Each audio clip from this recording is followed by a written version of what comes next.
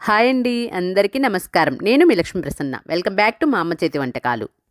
ఈరోజు నేను మన వీడియోలో పండు మిరపకాయలతో చాలా రుచిగా మరియు ఎక్కువ రోజులు నిల్వ ఉండే 2 రకాల నిల్వ పచ్చళ్ళను కరెక్ట్ కొలతలతో సహా ఎలా తయారు చేసుకోవాలో స్టెప్ బై స్టెప్ చూపించాను. ఈ పచ్చళ్ళు అన్నం, ఇడ్లీ, దోశ, ఉప్మా, పొంగల్ ఎందులోకైనా బాగుంటుంది. మరి ఆలస్యం చేయకుండా ఈ పచ్చళ్ళను ఎలా ప్రిపేర్ చేయాలో ఇప్పుడు చూద్దాం. మొదటిగా పండు మిరపకాయ టమోటా నిల్వ పచ్చడిని ఎలా తయారు చేయాలో చూద్దాం. ఈ పచ్చడి కోసం నేను ఇక్కడ 1/2 కేజీ పండు మిరపకాయలని తీసుకుని శుభ్రంగా కడిగి తడి లేకుండా పొడిగుడ్డతో తుడిచి ఫ్యాన్ కింద ఆరపెట్టి తడంతా పూర్తిగా ఆరిపోయిన తర్వాత మాత్రమే ఇలా తొడాలు ఒలుచుకొని తీసుకోవాలి. ఈ పచ్చడి కోసం మనం పండు మిరపకాయలు కొనేటప్పుడే పట్టుకుని చూస్తే గట్టిగా ఉండేటట్లు చూసుకొని కొనాలి. ఇప్పుడు ఈ పండు మిరపకాయలను కట్ చేసి తీసుకుందాం. ఇలానే అన్ని పండు మిరపకాయలను కట్ చేసుకొని పక్కన పెట్టుకోండి. ఈ 1/2 కేజీ పండు మిరపకాయలకు 1 కేజీ టమోటాలను తీసుకుని శుభ్రంగా కడిగి తడి లేకుండా శుభ్రంగా తుడిచి ఫ్యాన్ కింద ఆరపెట్టి ఇలా ముక్కలుగా కట్ చేసి తీసుకోండి. ఇప్పుడు ఈ టమోటాలను వేయించడానికి స్టవ్ పై ప్యాన్ పెట్టి అందులోకి 100 ml వేరుశనగ నూనె వేసుకోండి. ఇప్పుడు కట్ చేసి పెట్టుకున్న టమోటా ముక్కలను వేసుకోండి. ఇప్పుడు వీటన్నిటిని ఒకసారి కలుపుకోండి. ఇప్పుడు ఇందులోకి 200 గ్రాముల కల్లుప్పుని వేసుకోండి. ఇప్పుడు తిరిగి ఇదంతా బాగా కలుపుకొని ఉప్పు అంతటిని కరగనివ్వండి. ఇలా ఉప్పు అంతా పూర్తిగా కరిగిన తర్వాత ఇప్పుడు ఇందులోకి చింతపండును వేసుకుందాం.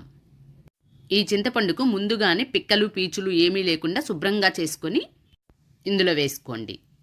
ఈ చింతపండు వచ్చేసి 150 గ్రాములు తీసుకోండి. ఇప్పుడు ఇదంతా బాగా కలుపుకొని దీనిపై మూత పెట్టి మంటను లో ఫ్లేమ్లో పెట్టి మధ్య మధ్యలో కలుపుకుంటూ చింతపండును, టమోటాను ఉడికించుకోండి. చూడండి, ఇలా బాగా ఉడికిన తర్వాత ఇప్పుడు ఇందులోకి 1 టీ స్పూన్ పసుపును వేసుకోండి.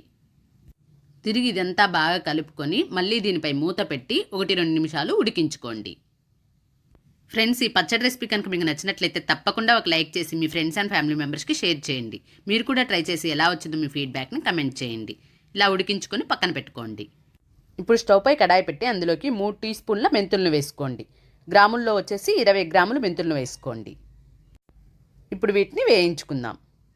ఇవి కొద్దిగా వేగిన తర్వాత ఇప్పుడు ఇందులోకి 6 టీ స్పూన్ల ఆవాలను వేసుకోండి. గ్రాముల్లో వచ్చేసి 40 గ్రాముల ఆవాలను వేసుకోండి. మంటను లో ఫ్లేమ్లో పెట్టుకొని వేయించుకోండి. చూడండి, ఆవాలు కూడా ఇలా చిటపట్లాడిన తర్వాత స్టవ్ ఆఫ్ చేసి చల్లారనివ్వండి. ఇవి పూర్తిగా చల్లారిన తర్వాత మిక్సీ జార్లో వేసుకొని మెత్తని పొడిలా గ్రైండ్ చేసి తీసుకోండి. ఈ పొడిని వేరొక బౌల్లో వేసుకొని ఇదే మిక్సీ జార్లో పండుమిరపకాయలను వేసుకొని గ్రైండ్ చేసి తీసుకుందాం. ముందుగా కొన్ని పండుమిరపకాయలను వేసుకొని గ్రైండ్ చేసుకోండి. ఇలా గ్రైండ్ చేసుకున్న తర్వాత ముందుగా వేయించి పెట్టుకున్న టమోటా చింతపండు గుజ్జుని ఇందులో వేసుకొని గ్రైండ్ చేసుకోండి. నేను ఇక్కడ వెల్లుల్లిపాయలు వేసి గ్రైండ్ చేయలేదండి, మళ్ళీ పండుమిరపకాయలు గ్రైండ్ చేసేటప్పుడు వేస్తానండి. ఇలా గ్రైండ్ చేసుకున్న తర్వాత ఒక బౌల్లోకి తీసుకోండి. తరువాత ఇదే మిక్సీ జార్లోకి మిగతా పండుమిరపకాయల ముక్కలను తీసుకోండి. ఇప్పుడు ఇందులోకి 25-30 వెల్లుల్లిని వేసుకొని గ్రైండ్ చేసి తీసుకోండి. చూడండి, ఈ విధంగా గ్రైండ్ చేసుకున్న తర్వాత మిగతా టమోటా ప్యూరీని కూడా వేసుకొని గ్రైండ్ చేసుకోండి. ఇలా గ్రైండ్ చేసుకొని ఇందాకటి బౌల్లోకి తీసుకోండి. ఇదంతా కూడా అంతా కలిసేటట్లు బాగా కలుపుకోండి. తర్వాత ఇందులోకి మనం గ్రైండ్ చేసి పెట్టుకున్న మెంతుల ఆవుల పొడిని వేసుకుందాం. ఇది కూడా బాగా కలుపుకోండి. మొత్తం అంతా బాగా కలిసేటట్లు బాగా కలుపుకోండి. ఇలా బాగా కలుపుకొని పక్కన పెట్టుకోండి. ఇప్పుడు పోపు కోసం స్టవ్ పై కడాయి పెట్టుకొని అందులోకి 1/2 లీటర్ వేరుశనగ నూనె వేసుకోండి. ఆయిల్ కొద్దిగా వేడైన తర్వాత పోపు దినుసులను వేసుకోండి. అంటే పచ్చిశనగపప్పు 2 టేబుల్ స్పూన్లు, మినపప్పు 2 టేబుల్ స్పూన్లు, జీలకర్ర 1 టేబుల్ స్పూన్, ఆవాలు 1 టేబుల్ స్పూన్ వేసుకోండి. ఇక్కడ మొత్తం ఆయిల్ వచ్చేసి 600 ml పడుతుందండి. ముందుగా టమోటాలను వేయించేటప్పుడు 100 ml, ఇప్పుడు పోపు కోసం 1/2 లీటర్ ఆయిల్ని వేసుకున్నాము. తర్వాత ఇందులోకి 25-30 వెల్లుల్లిని మధ్యలోకి నొక్కి వేసుకోండి. అలాగే 4 ఎండుమిర్చిని కూడా వేసుకోండి. ఇవన్నీ కూడా వేయించుకోండి. మంటను లో ఫ్లేమ్లో పెట్టుకొని వేయించుకోండి. చూడండి, పోపంతా ఇలా వేగిన తర్వాత ఇప్పుడు ఇందులోకి 1 టీ స్పూన్ ఇంగువను వేసుకోండి.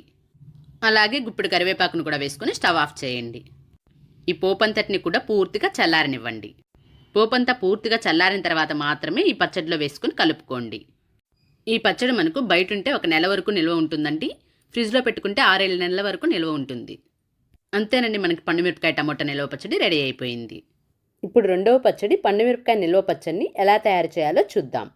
ముందుగా ఈ పచ్చడి కోసం నేను ఇక్కడ 1 కేజీ దాకా పండుమిరపకాయలు తీసుకున్నాను.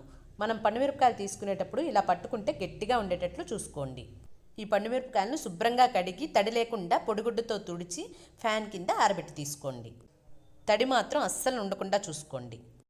ఏమాత్రం కొద్దిగా తడి ఉన్నా కానీ పచ్చడి పాడైపోతుంది. తడంతా పూర్తిగా ఆరిపోయిన తర్వాత ఇలా పండుమిరపకాయలకు తొడాలు తీసి పక్కన పెట్టుకోండి. ఇప్పుడు ఈ మిరపకాయలను ఇలా ముక్కలుగా కట్ చేసి తీసుకోండి. అన్ని మిరపకాయలను ఇలా ముక్కలుగా కట్ చేసి పక్కన పెట్టుకోండి. ఇక్కడ మనం 1 కేజీ పండుమిరపకాయలు తీసుకున్నాం కదా, 1 కేజీ పండుమిరపకాయలకు 1/2 కేజీ చింతపండుని తీసుకోండి. ఈ చింతపండులో ఉండే పీచులు పిక్కలు ఇలా తీసేసి పక్కన పెట్టుకోండి. అలాగే 1/2 కేజీ కల్లుప్పుని తీసుకోండి. ఇప్పుడు ఒక మిక్సీ జార్ తీసుకొని చింతపండును కల్లుప్పును వేసి గ్రైండ్ చేసుకోండి. 1 కేజీ పండుమిరపకాయలకు 1/2 కేజీ చింతపండు 1/2 కేజీ కల్లుప్పు పడతాయి. మనం పండుమిరపకాయల్లోనే చింతపండు కూడా వేసి గ్రైండ్ చేస్తే మనకి చింతపండు అనేది సరిగా మెదగదు. అందుకని మనం ముందుగా చింతపండును కల్లుప్పును కొద్దిగా వేసుకుంటూ గ్రైండ్ చేసి తీసుకోండి. ఇలా మొత్తం చింతపండును ఉప్పును గ్రైండ్ చేసి తీసుకోండి. ఇప్పుడు అదే మిక్సీ జార్లో మనం కట్ చేసి పెట్టుకున్న పండుమిరపకాయలను కొద్దిగా, అలాగే మనం గ్రైండ్ చేసి పెట్టుకున్న చింతపండు ఉప్పును కూడా కొద్దిగా వేసుకుంటూ గ్రైండ్ చేసుకోండి. చూడండి, పండుమిరపకాయలను మరీ మెత్తగా కాకుండా ఇలా కొద్దిగా కోర్సుగా గ్రైండ్ చేసి తీసుకోండి. ఇలానే అన్ని పండుమిరపకాయలను చింతపండు ఉప్పును కూడా కలిపి గ్రైండ్ చేసి తీసుకోండి. ఇలా మొత్తం గ్రైండ్ చేసుకున్న తర్వాత దీనిపై మూత పెట్టి 2-3 రోజులు ఊరనివ్వండి. ఇప్పుడు ఇందులోకి పొడిని ప్రిపేర్ చేసుకోవడం కోసం స్టవ్ పై ప్యాన్ పెట్టి అందులో 1.5 టీ స్పూన్ మెంతులు, 3 టీ స్పూన్ ఆవాలను వేసి డ్రై రోస్ట్ చేసుకోండి. మంటను లో ఫ్లేమ్లో పెట్టి వేయించుకోండి. చూడండి, మెంతులు ఆవాలు ఇలా ఫ్రై అయిన తర్వాత స్టవ్ ఆఫ్ చేసి చల్లారనిచ్చి ఒక మిక్సీ జార్లో వేసుకుని గ్రైండ్ చేసి తీసుకోండి. 2-3 రోజుల తర్వాత చూస్తే మనకి పచ్చడి బాగా ఊరుంటుంది. అప్పుడు మనం ఈ పచ్చడిని తిరగమాత పెట్టుకొని వాడుకోవచ్చు. లేదంటే దీన్ని ఒక గాజు సీసాలో కానీ జాడీలో కానీ పెట్టుకొని ఇలానే స్టోర్ చేసుకోవచ్చు. ఎన్ని రోజులైనా పాడవదు. మనకి తినాలనుకున్నప్పుడు కాస్త పచ్చడిని తీసుకొని తాలింపు పెట్టుకొని అట్టే తినేయచ్చు.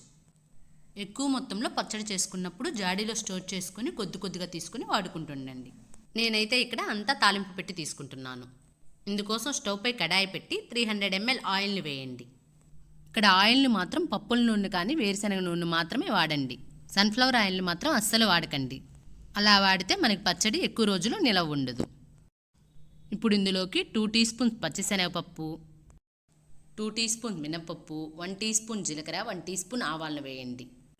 అలాగే మధ్యలోకి నొక్కి పెట్టుకున్న వెల్లుల్లిని 30 నుండి 35 వేయండి. 5-6 ఎండుమిర్చిని కూడా ఇలా మధ్యలోకి తుంచి వేయండి. మంటను లో ఫ్లేమ్లో పెట్టి ఇవన్నీ ఫ్రై చేసుకోండి. ఇవి కొద్దిగా ఫ్రై అయిన తర్వాత కొద్దిగా ఇంగువను కూడా వేసుకోండి. అలాగే కరివేపాకును కూడా వేసి ఫ్రై చేసి స్టవ్ ఆఫ్ చేసి పోపును చల్లారనివ్వండి. పోపు అంతా పూర్తిగా చల్లారిన తర్వాత మనం రెడీ చేసి పెట్టుకున్న పచ్చడిలోకి వేసుకోండి. ఇదంతా బాగా కలుపుకోండి. ఇలా అంతా బాగా కలుపుకున్న తర్వాత మనం గ్రైండ్ చేసి పెట్టుకున్న మెంతుల ఆలు పొడిని కూడా వేసి కలుపుకోండి. అంతేనండి, మనకి పండుమిరపకాయ నిల్వ పచ్చడి కూడా రెడీ అయిపోయింది. ఈ 2 రకాల పచ్చళ్ళను మీరు కూడా ట్రై చేసి ఎలా వచ్చిందనేది మీ ఫీడ్బ్యాక్ని కమెంట్ చేయండి. ఈ పచ్చళ్ళ రెసిపీస్ కనుక మీకు నచ్చినట్లయితే తప్పకుండా ఒక లైక్ చేసి మీ ఫ్రెండ్స్ అండ్ ఫ్యామిలీ మెంబర్స్కి షేర్ చేయండి. మీరు ఎవరైనా మన ఛానల్ ఫస్ట్ టైం చూస్తున్నట్లయితే మన ఛానల్ని సబ్స్క్రైబ్ చేసుకోండి. Thank you for watching.